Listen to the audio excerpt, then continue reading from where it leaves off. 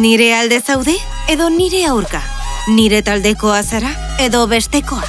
Gure mundu honetan badirudi ezin elkartuko jarreretara eramaten dugula dena. Iritzi desberdintasuna ez da elkarrizketarako abia puntua.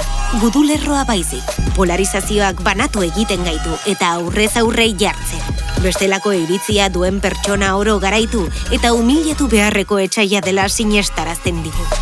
Desadostasuna gorroto bihurtzen denean, demokrazia ahuldu egiten da. Izan ere, demokrazia entzutea, errespetatzea eta elkarrekin bakean bizitzea da. Une erabakigarria da zubiek berrera ikitzeko eta inor suntsitu gabe ideiak alderatzeko. Gure jarrerak defendatzea ondo dago, baina ezin dugu ahaztu errespetua dela gizarte baketsu, demokratiko eta askeago baten oinarria. EITB, gizarte transformazioan ekinean.